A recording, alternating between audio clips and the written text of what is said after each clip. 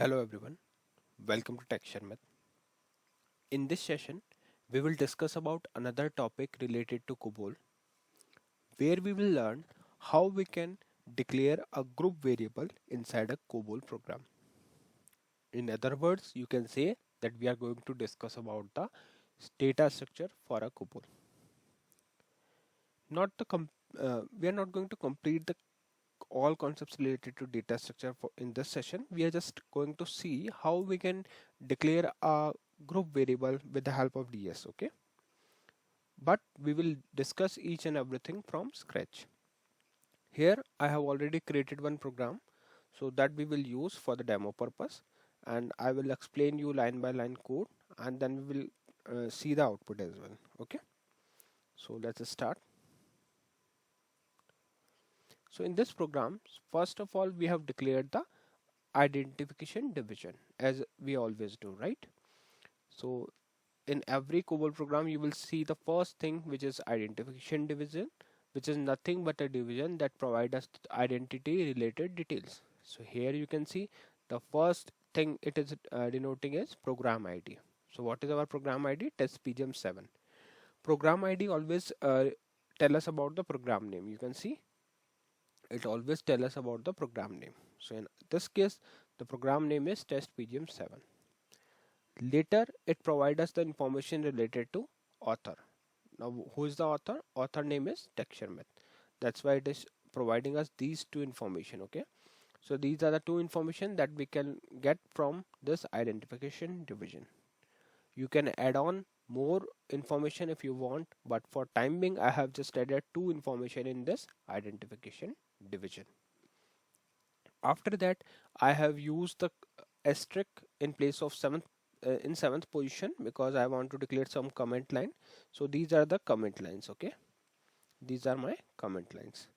Just to show you the topic of the session, which is group variable in COBOL, or you can say data structure in a COBOL. Now, to declare the group variable or data structure, we need to define data division. So from here, we are initiating the data division portion. If you don't know what is data division, identification division, then I request you to go and check out the first session, because each and every session in a proper sync, in a proper sequence. So if you are not following the sequence, then it might be a bit difficult for you to understand what is going on here. But if you are following the proper sequence, then I think it would be easy for you. Clear? Fine. So from line number 10, we are here we are declaring the working storage section. Now what is working storage section?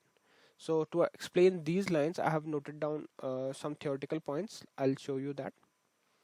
Now what is working storage section? This section is used to declare variables and data structures that are required for processing the program. These variables are not retained between the program execution and are typically used for temporary storage. Okay, so we in working storage section, we are just declaring the variables and DS that we are going to use inside our program. After that, you can see this line, on this line number 12, we have used this 01 and user address. So what is this? 01 and user address. This line defines a data structure name user address, where the 01 indicates the highest level of data hierarchy in COBOL. Okay, so 01 is denoting the highest level of hierarchy in COBOL. Now, if you have covered the previous session, you know that during variable declaration, these are the level numbers. So here again, level number 1 is denoting the highest data hierarchy. Okay. After that, we are using this line, which is 05 city and this. Okay. So what it is indicating here, 05 city pick A3 value ABC. This line defines a field name city within a user address structure. Pick A specifies the city is a 3-character alphanumeric field. Values ABC. Initialize the city field with a user value ABC. Similarly, we have declared another line. Here, the thing is that in COBOL, the 05 is the level number used to indicate a subordinate or child item within a higher level of group item. Okay. Fine. So in summary you can say that these lines of code are used to declare the data structure user address with the following subordinated fields.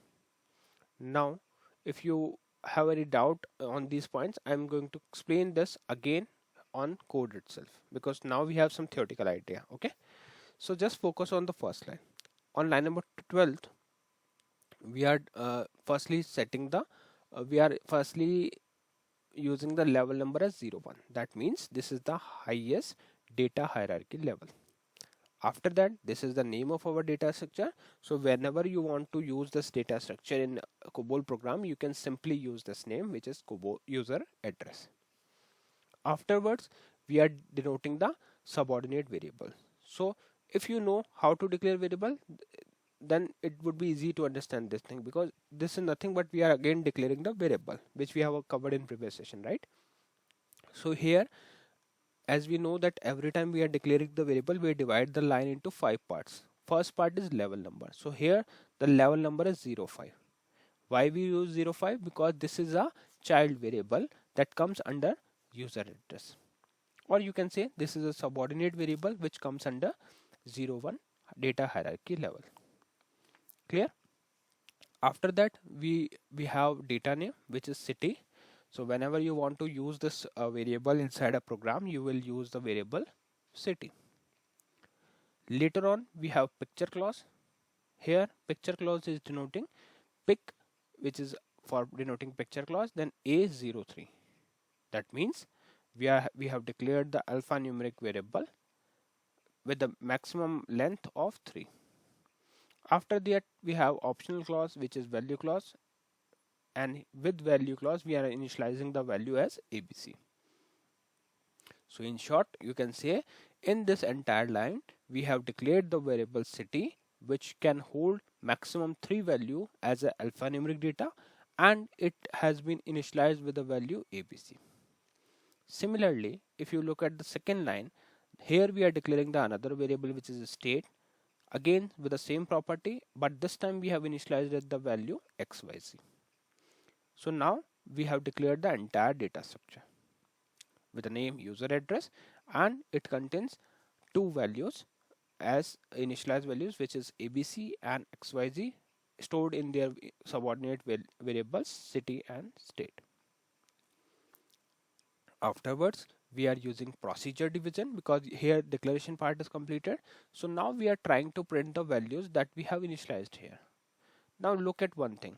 We have initialized the values only in these two variables, not in user address. But as this is a data structure, so whenever we are initializing value here, it automatically considered adds the combination value of user address. Let me explain you again. When we print the user address, it will show the value as ABCXYZ. Why? Because these are the subfields of our data structure. So here, firstly in procedure division, I am displaying the user address, then city, then state. And at last, we are ending the program using stop run. Clear? So it's time to compile this program and see the output. I'm compiling it and calling it. So once I call, firstly it prints the value for the data structure user address, which is populated as ABC and XYZ. After pressing enter, we are printing the city, which is ABC. After pressing enter again, we are printing XYZ, which is state. So you can say this ABC, this user address, this is the output of user address structure, and this is the output of individual city that are stored in data structure as a subordinate fields, ABC and XYZ. Okay.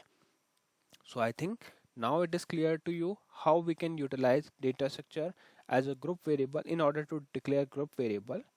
So you can try by your own. You can change your data type if it is needed for you. But for now, I have just used the alphabetic variables. Okay, this is alphabetic. Okay, not the not the alphanumeric. Okay, because we know that for alphanumeric we use X, but here we are using A.